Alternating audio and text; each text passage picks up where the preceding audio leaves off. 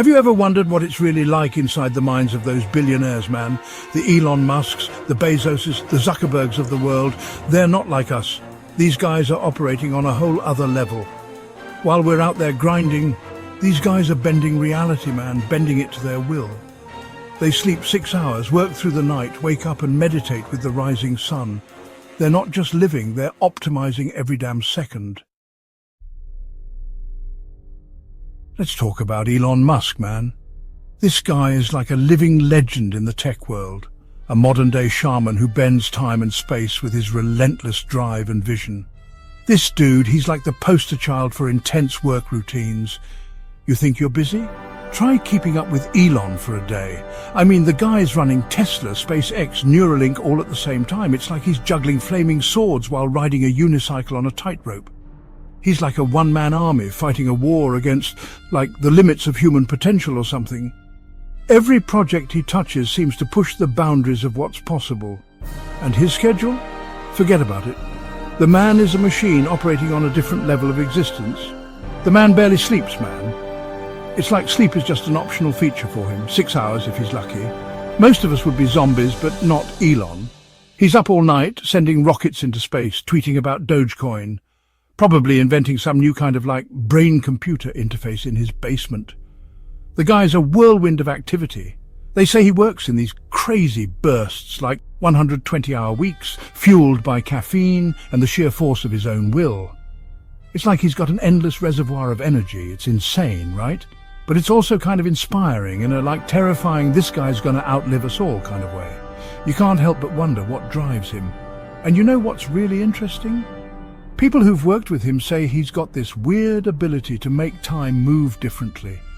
It's like he's bending the fabric of reality with his focus. Like he's so focused, so in the zone, that hours feel like minutes to him. It's almost like he's living in a different dimension, where time flows at a different pace. Now let's move on to Jeff Bezos, the mastermind behind Amazon. This guy has revolutionized the way we shop, read, and even how we consume media. This guy's got a different approach, man. He's all about efficiency, about squeezing the most out of every single moment. Bezos is obsessed with maximizing every minute of his day, ensuring that no second is wasted. But it's not about grinding, you know? It's about being strategic, about making calculated moves that have a big impact. It's about making every decision count, ensuring that each choice aligns with his long-term vision. Bezos, he starts his day slow. He believes in the power of a calm and collected morning. No early morning meetings for this guy. He avoids the rush and the chaos. He likes to ease into things, taking his time to mentally prepare for the day ahead. He has a leisurely breakfast with his family, cherishing those moments of connection.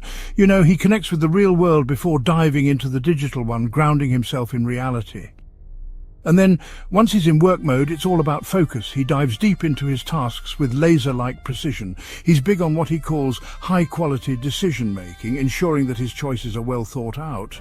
He doesn't sweat the small stuff, man. He delegates, he prioritizes, and he makes sure his time is spent on the things that really matter. He ensures that his time is spent on the things that really matter, the big picture stuff. And get this, he schedules time to think, literally blocks out time in his calendar just to sit and ponder, to let his mind wander, to explore new ideas and possibilities. It's this blend of strategic thinking and efficient execution that makes Jeff Bezos the calculated king of commerce. Mark Zuckerberg, the man behind Facebook, he's another fascinating case. This guy, he's all about systems, about optimizing every aspect of his life, including his time.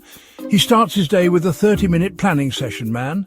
He lays out his goals, he prioritizes his tasks, he makes sure he's got a clear roadmap for the day ahead, and then he sticks to that schedule religiously. He's known for being incredibly disciplined, incredibly focused.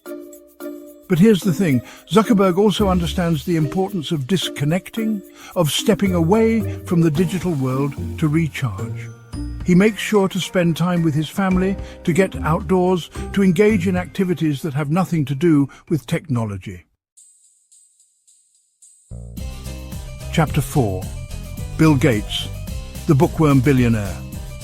Bill Gates, the Microsoft mogul turned philanthropist, he's got a different kind of routine, one that revolves around the power of knowledge. This guy, he's a voracious reader, man. Like, seriously, the dude devours books. He makes sure to carve out at least an hour every day for reading, no matter how busy he is. He says it's his way of relaxing, of learning new things, of expanding his mind. And it's not just fiction, man. Gates reads everything. Biographies, history books, science journals, you name it.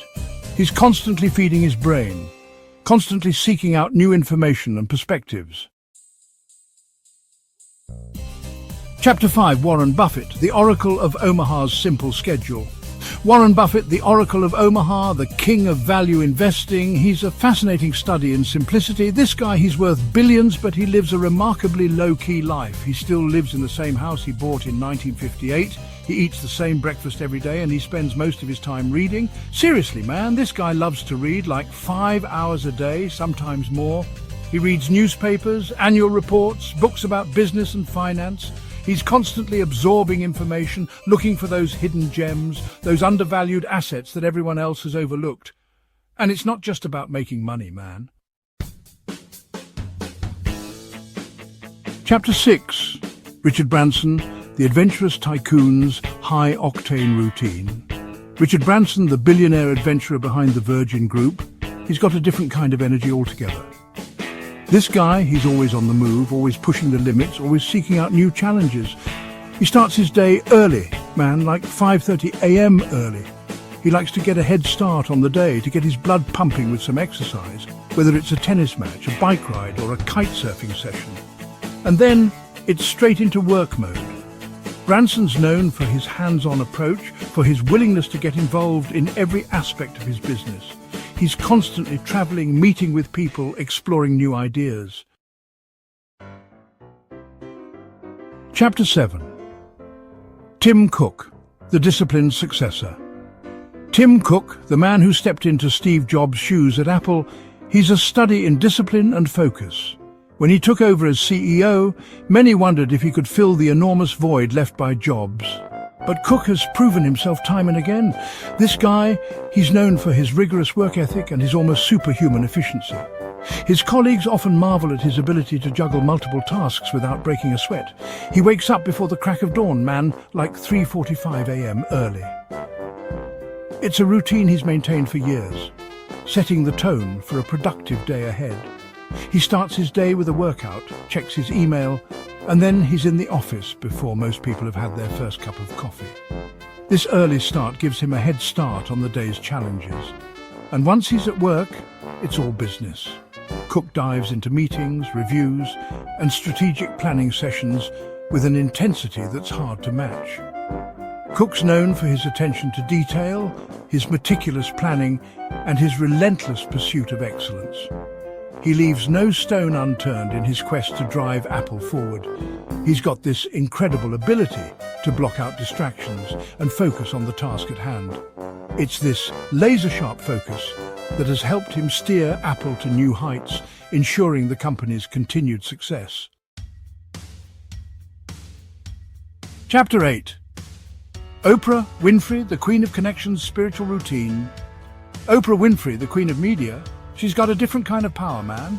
It's not just about money or influence, it's about connection, about empathy, about understanding the human experience.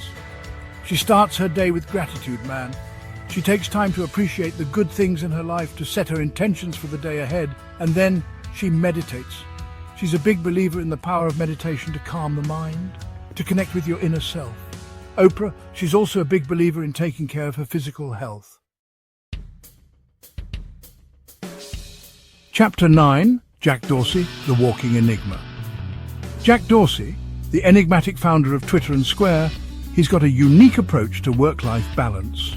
This guy, he's known for his extreme routines, like fasting for days at a time and taking ice baths, but one of his most consistent habits is his daily walk to work.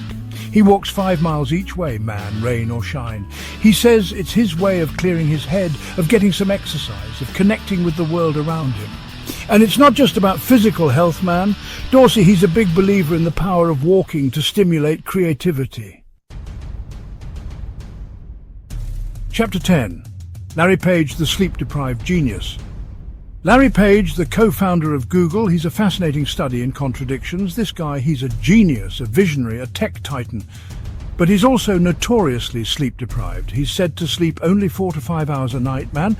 He's always working, always thinking, always pushing the boundaries of what's possible. But here's the thing. Page, he understands the importance of sleep. He knows that he's not operating at his best when he's exhausted. So, he's made it a priority to improve his sleep habits. Outro beyond the 9-to-5 matrix. So what have we learned, man? These billionaires, they're not just lucky. They're not just smarter than the rest of us. They're obsessed. They're driven. They're willing to do whatever it takes to achieve their goals. They're pushing the limits of human potential, man. They're bending time, hacking their biology, all in pursuit of their vision. It's inspiring, it's terrifying, it's kind of messed up, all at the same time.